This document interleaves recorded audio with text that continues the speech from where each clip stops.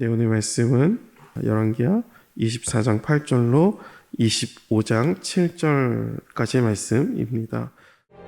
여호야긴이 왕이 될 때 나이가 18세라. 예루살렘에서 석 달간 다스리니라. 그의 어머니의 이름은 느후스다여 예루살렘 엘라단의 딸이더라. 여호야긴이 그의 아버지의 모든 행위를 따라서 여호와께서 보시기에 악을 행하였더라. 그때 바벨론의 왕 느부갓네살의 신복들이 예루살렘에 올라와서 그 성을 애워싸니라. 그의 신복들이 애워쌀 때 바벨론의 왕 느부갓네살도 그 성에 이르니 유다의 왕 여호야긴이 그의 어머니와 신복과 지도자들과 내시들과 함께 바벨론 왕에게 나아가매 왕이 잡으니 때는 바벨론의 왕 8째 해이라. 그가 여호와의 성전의 모든 보물과 왕궁 보물을 집어내고 또 이스라엘의 왕 솔로몬이 만든 것 곧 여호와의 성전의 금그릇을 다 파괴하였으니 여호와의 말씀과 같이 되었더라. 그가 또 예루살렘의 모든 백성과 모든 지도자와 모든 용사 10,000명과 모든 장인과 대장장이를 사로잡아가매 비천한 자 외에는 그 땅에 남은 자가 없었더라.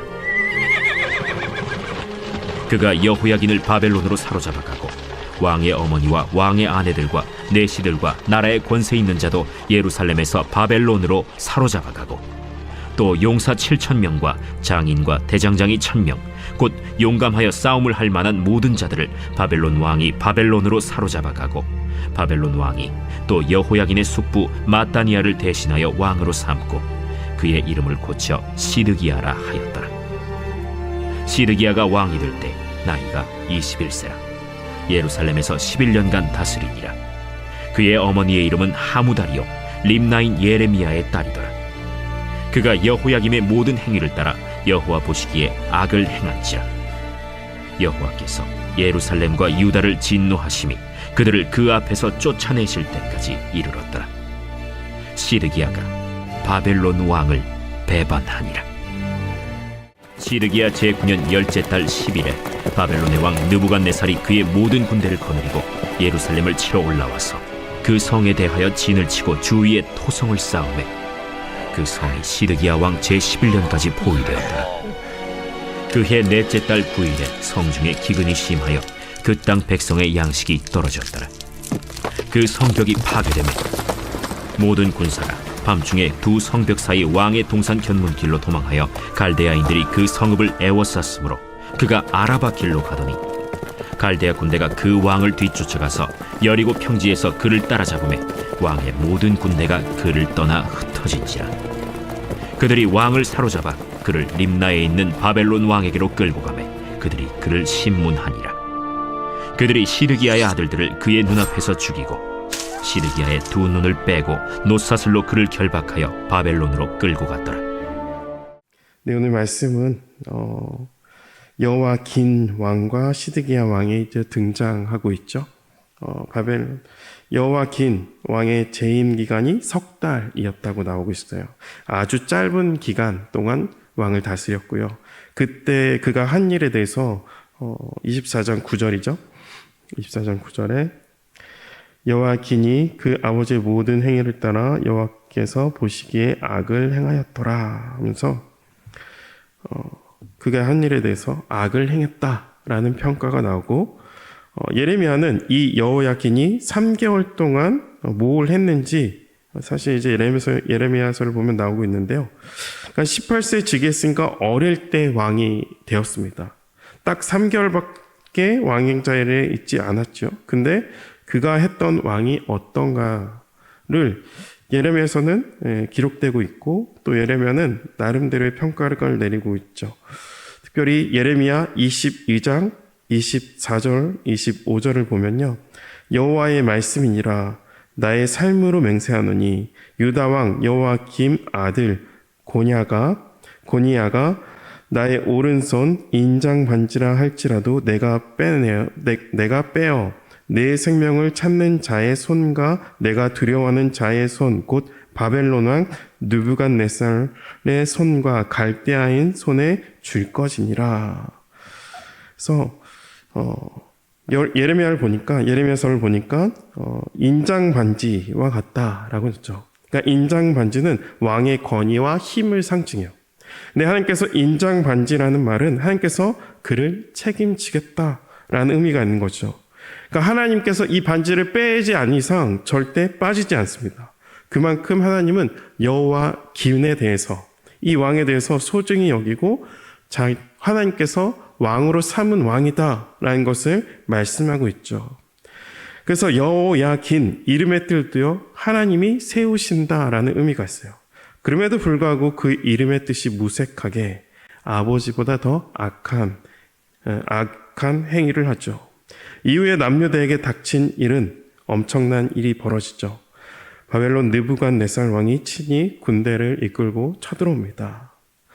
남유다 3개의 도시를 제외하고 다 점령을 당하지요. 그리고 어떤 저항도 할 수 없음을 깨달은 여호야긴이 항복을 선언하죠. 그리고 여호야긴은 포로로 잡혀갑니다. 그가 항복할 당시 사항이 오늘 말씀 12절이죠. 유다 왕 여호야긴이 그의 어머니와 신복과 지도자들과 내시들과 함께 바벨론 왕에게 나아가매 왕이 잡으니 때는 바벨론 왕 8째 해니라. 여러분, 일반 세계사는, 성경엔 일반 세계사는 남유다의 멸망을 이때로 이해합니다.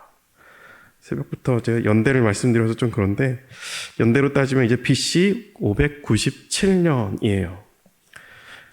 그러니까 장기나 체스나 왕을 잡으면 끝나는 거잖아요. 그래서 한 나라의 멸망을 왕 잡으면 끝나라는 것을 봅니다. 그래서 일반 세계사는 이때가 남유다의 멸망으로 보지만 하나님은 아직 멸망하지 않았다라고 여겨주시는 거죠. 그리고 13절에 그가 느부갓네살 왕이죠. 여호와의 성전의 모든 보물과 왕궁의 보물을 집어내고 또 이스라엘 왕 솔로몬이 만든 것 곧 여호와의 성전의 금 그릇을 다 파괴하였으니 여호와의 말씀과 같이 되었더라.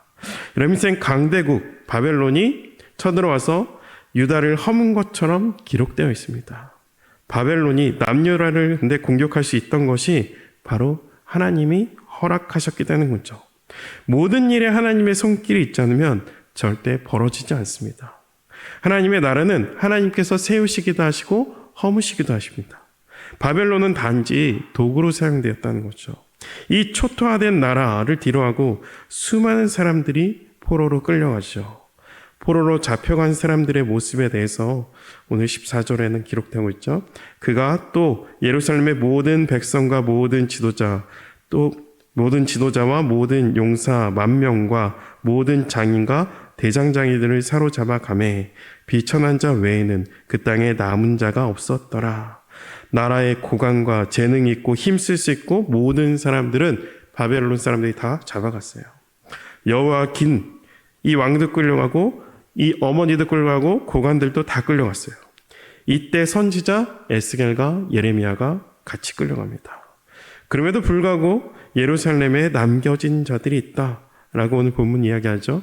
14절의 하반절을 보면, 마지막 부분 보면 비천한 자 외에는 그 땅에 남은 자가 없었더라. 여러분, 바벨론이 데려가고 가봐야 별로 쓸모없는 사람들이 바로 이런 사람들이었어요. 그들은 바벨론을 향해 대항할 힘조차도 없는, 반기를 들 수도 없는 그런 사람들이죠.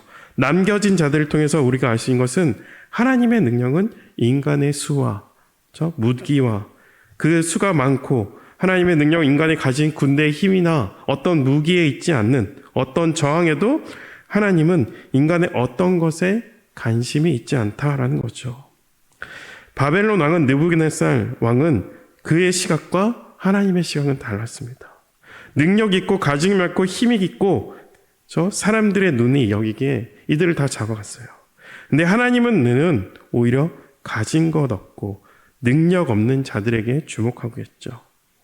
남은 자를 통해 이후에 하나님은 결국 구원의 역사를 이루어 가십니다. 그렇죠? 이 남은 자가 구루터기라고 표기하기도 하죠. 오래전 하나님께서 여러분 이스라엘 민족을 택하실 때 기준이 무엇인지 말씀하셨어요. 우리가 신명기서를 봤는데요. 신명기 7장 7절에 여호와께서 너희를 기뻐하시고 너희를 택하심은 너희가 다른 민족보다 수요가 많기 때문이 아니라 너희는 오히려 모든 민족 중에 가장 적으니라. 여러분, 하나님의 시각과 사람의 시각은 다르고요. 하나님은 사람의 볼품없고 쓸모없고 쓸데없다 여기는 자들 통해서 오히려 그 하나님의 일들을 이루어 가십니다. 강한 나라를 도구로 사용하셔서 하나님만 의지하도록 그렇게 일깨워짐에도 불구하고 결국 멸망으로 치닫게 되었습니다.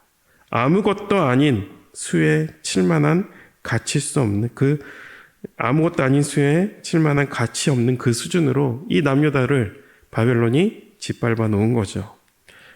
그게 바로 비천한 자 외에는 그 땅에 남은 자가 없었다라는 거죠.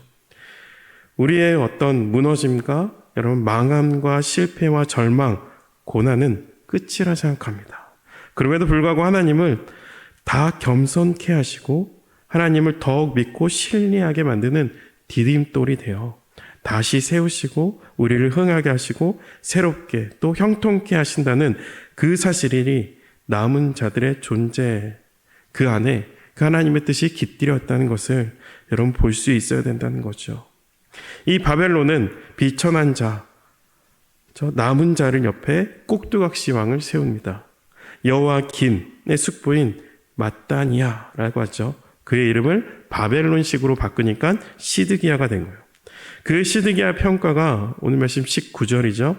그가 여호와김의 모든 행위를 따라 여호와 보시기에 악을 행한지라. 그리고 20절 마지막 부분의 시드기야는 결국 바벨론 왕 또한 배반을 하게 됩니다. 이 예레미야는 시드기야의 왕에게 그렇게 얘기하죠. 하나님 뜻이기에 바벨론의 뜻을 따르라 이야기합니다. 그러나 시드기야는 바벨론에 향해 계속 반기를 들게 됩니다. 배반을 하게 돼요. 결국 25장 7절에 배반에 대한 응징을 당하게 되는데 시드기야 아들들이 죽임을 당하고 시드기야의 두 눈은 뽑혀서 포로로 끌려갑니다. 그러면서 25장 1절에 그때의 상황들이 나오죠. 시드기야 제9년 열째 달 10일에 바벨론 왕 느부갓네살 왕이 그의 모든 군대를 거느리고 예루살렘을 치러 올라와서 그 성에 대하여 진을 치고 주위에 토성을 쌓음에 그 성이 시드기야 왕 제11년까지 포위되었더라. 이때가 남유다의 멸망인 바로 BC 586년입니다. 한 도시 예루살렘과 한 건물 성전이 무너졌던 그때죠. 말씀드렸듯이 세상 사람들은 여호야긴이 잡혔을 때 남유다가 3개의 도시를 제하고 다 점령당했던 그 597년을 남유다 멸망으로 이야기합니다. 그러나 하나님께서는 25장의 내용이죠. 586년 예루살렘이 점령당하고 성전이 무너졌을 때를 멸망으로 보는 거예요. 그러니까 왕이 없어도 성전만 있으면 멸망한 게 아니에요. 반대로 왕이 있는데 성전이 무너져 있으면 멸망한 거죠. 여러분 열왕기는 히브리어로 멜라킴 왕들의 이야기라고 이야기합니다. 그럼에도 불구하고 주인공은 바로 왕이 아니라는 거예요. 바로 성전이라는 거죠. 열왕기 상하를 통틀어서 가장 많은 부분을 기록하고 있는 부분이 솔로몬이 성전 건축하는 이야기예요. 그리고 내일 내용이지만 결국 이 성전이 무너지게 됩니다. 열왕기는 왕이 아닌 바로 성전 이야기라는 거죠. 더하여 우리는 24장 중반부터 봤는데요. 24장 1절을 보면 시작이 여호야김 왕이 바벨론에 대한 배반으로 시작하고요. 24장 마지막이 시드기야가 바벨론에 대한 배반으로 끝납니다. 바벨론에 대한 배반으로 24장을 적고 있지만 저자는 바벨론이 아닌 바로 하나님을 향한 배반이라는 것을 우리에게 일깨워주고 있습니다. 하나님께서 오랫동안 참고 기다려주셨죠. 심지어 망한다 하는 그 유다 가운데 남겨진 자들이 있었다는 거예요. 진노 중에도 하나님은 긍휼을 베풀어 주셨습니다. 하나님은 언제나 선하시다는 거죠. 여러분 수요일마다 목사님께서 사사기를 나누고 있죠. 사사기의 중심 구절이기도 한 사사기의 마지막 장 마지막 절이죠. 21장 25절. 그때 이스라엘의 왕이 없으므로 사람이 각기 자기 소견에 옳은 대로 행했더라. 여러분 이스라엘 왕이 없었던 때는 한 번도 없었어요. 온 세상이 하나님의 보좌예요. 하늘이 하나님의 보좌예요. 성전은 하나님을 가둘 수 없는 곳이에요. 그러나 이스라엘과 함께하기 위해서 하나님이 왕으로 그 성전에 계셨습니다. 그럼에도 불구하고 성전에 계신 하나님을 이스라엘은 배반했다는 거죠. 하나님을 떠난 유다, 그 어떤 보호도 기대할 수 없죠. 하나님의 나라로 출발했던 유다가 결국 멸망을 당합니다. 이 슬픈 유다 역사를 보면 유다의 신실했던 한 왕, 아사 왕의 기도가 기억나게 하죠. 수백만 대군이 찾아서 전쟁을 일으켰을 때 인간적으로 이길 수 없다라고 여겼을 때 이 아사 왕이 이런 기도를 드립니다. 그게 역대하 14장 11절인데요.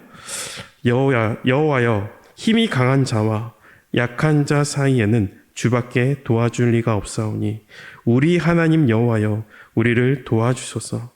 우리가 주를 의지하오며 주의 이름을 의탁하옵고 이 많은 무리를 치러 왔나이다. 여호와여, 주는 우리 하나님이시오니 원하건대 사람이 주를 이기지 못하게 하옵소서. 여러분, 이 기도로 하나님이 아사에게 엄청난 승리를 주셨습니다. 여러분, 유다의 마지막 왕이, 그 왕들이 이런 기도로 하나님께 나갔다면 그 나라가 어떻게 되었을까요? 사실 유다가 언제 강한 적이 있었습니까? 사실 한 번도 없었지요. 하나님께 매달릴 때 하나님은 그들에게 은혜를 주셔서 힘 있는 나라처럼 보였고 강한 나라처럼 보였을 뿐입니다. 하나님을 떠난 나라, 민족, 개인은 결코 소망이 없다는 것이죠. 어떤 경우에도 심지어 제약 중에도 우리가 돌이켜야 할 곳은 언제나 하나님이십니다. 그 하나님께 붙들어 있으면 우리는 살아남을 수 있고 언제나 하나님은 선으로 이끌어 주십니다.